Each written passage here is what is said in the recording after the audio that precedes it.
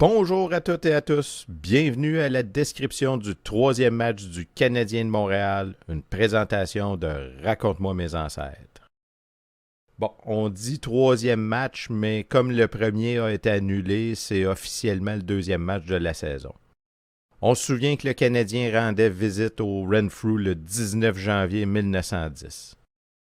Après une bonne première période, la défense s'est effondrée en deuxième période, résultant d'une défaite de 9-4. Entre-temps, qu'est-ce qui se passe dans le monde du hockey? Eh bien, il y a les Ottawa qui, vous vous souvenez, étaient champions en titre de la Coupe Stanley qui organisaient le tournoi pour défendre leur titre. Bon, j'ai volontairement passé à côté du tournoi de la Coupe Stanley pour me concentrer sur le Canadien, mais sachez que les Ottawa, malgré la perte de Fred Taylor, ont tout détruit sur leur passage. On l'apprend dans le devoir du 21 janvier. Les champions ont gagné 13-7.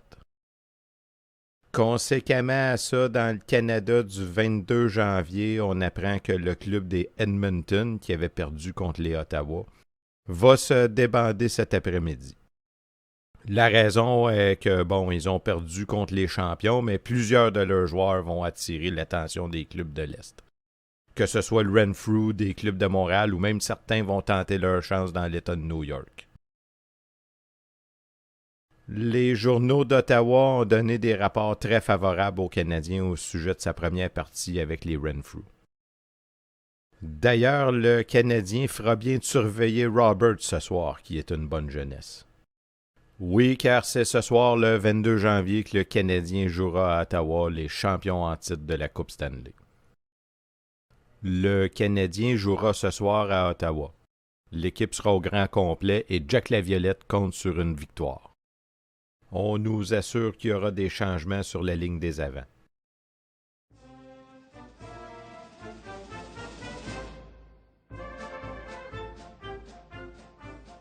Eh bien, c'est confirmé, Jack Laviolette est de retour en uniforme. On va toutefois apporter un changement à la défense. Jack va jouer au couvert et Pitre aux pointes. Les arbitres pour le match de ce soir, M. Brown et son assistant, M. Melville. Le jeu. Première période. Le coup d'envoi échoua aux Canadiens qui dominent pendant 2 minutes. Petit à petit, Ottawa prend l'avantage et Stewart score sur une passe de Malin. Un assaut sur les buts du Canadien ne donne pas de résultat. Puis, sur une autre descente, la ligne des Ottawa, Kata se fait applaudir en se débarrassant de 2 adversaires et du puck. Descente du Canadien arrêtée pour offside. À la mise en jeu, Descarrés est expulsé pour 3 minutes. Poulain le suit 1 minute après. Les Ottawa jouent à 7 contre 5. Stewart profite de ce trou dans l'alignement pour en rajouter le 2e point des champions. Pitre arrêté. Une descente de Shore et lui enlève le puck. Arrêté dans son élan, Didier perd la rondelle. Mallon, Stewart et Roberts descendent de front. Walsh tire. Kata arrête le shot et Ridpat score. Le Canadien proteste, on accuse le scoreur d'avoir lancé le puck dans le filet avec sa main. À la reprise du jeu, le Canadien se réveille et Pitre et Laviolette descendent souvent. Toutes les attaques des Ottawa viennent s'échouer contre la défense solide du Canadien. Kata défend les buts avec adresse. Ridpat est envoyé à la clôture. Descarrés joue une belle partie, nidé de Lalonde et Poulain. Il fait une descente que Lake déjoue. Mais Bernier, qui suit, enlève le puck au cover des Ottawa et score. Canadien 1, Ottawa 3. Laviolette, après un élan courageux, compte un autre point. C'est Canadien 2, Ottawa 3. Mallon et Ridpat descendent le long de la bande et le premier réussit à scorer un long shot. Ottawa 4, Canadien 2. Les Ottawa sentent la soupe chaude. 6 avant se portent à l'attaque que Roberts termine en scorant.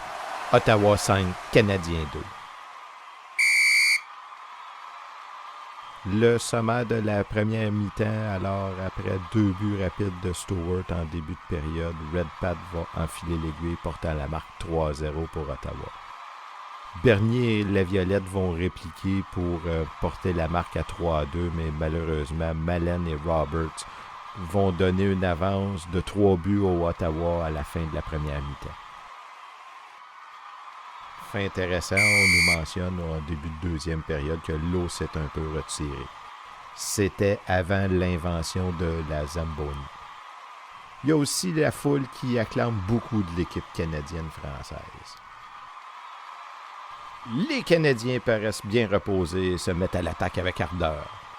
Les Canadiens sont plus vite que leurs adversaires qui mettent leur force à défendre leur but. La foule est satisfaite, on s'accorde à dire que la partie des Shamrocks n'est rien à comparer à celle-ci. L'enthousiasme est à son comble. Après une série de passes difficiles et réussies, Lalonde compte. Après 7 minutes de jeu, c'est Ottawa 5, Canadiens 3. La partie est arrêtée. Ottawa prétend avoir compté, mais l'arbitre décide en faveur des Canadiens. Le score est toujours Ottawa 5, Canadiens 3.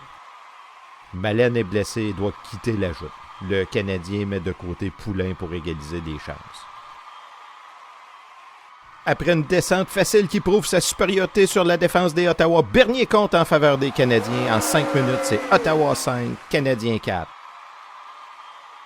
Encore 14 minutes à jouer. Si l'équipe canadienne ne perd rien de son ardeur, elle déclassera certainement les champions. Cette partie déclasse complètement les parties de la Coupe Stanley. Poulain blessé, mais revient sur la glace. Bernier à la clôture.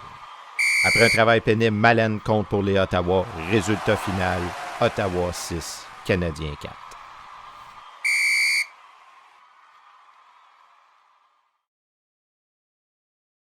Le sommaire de la deuxième mi-temps, alors au début de la période, Lalonde va enfiler l'aiguille, portant la marque 5-3, puis Bernier va y aller de son deuxième, rétrécissant l'écart à 1 point. Mais finalement, en fin de période, Mallette va scorer pour porter la marque à 6-4, score final. Au niveau des punitions, on n'a pas le sommaire, mais on a dans l'article une partie qui nous dit que la partie de samedi aurait été pour les vaincus une bonne leçon.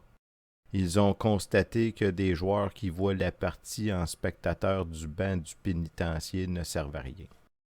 En effet, les Canadiens tinrent 28 minutes de clôture contre 6 par les Ottawa dans la première mi-temps et perdirent à cause de ces absences répétées plusieurs chances d'augmenter leur score et fournir à leurs rivaux quelques belles occasions de compter. En conclusion, on peut dire que le premier match canadien-Ottawa s'est terminé par un échec moral pour les champions. Est-ce que le Canadien saura venger sa défaite contre les Ottawa lors du prochain match qui aura lieu le 26 janvier, mais cette fois-ci au Jubilé de Montréal? Est-ce que le Canadien retrouvera le chemin de la victoire? C'est ce qu'on saura dans une prochaine vidéo pour la description du 4e match du Canadien de Montréal.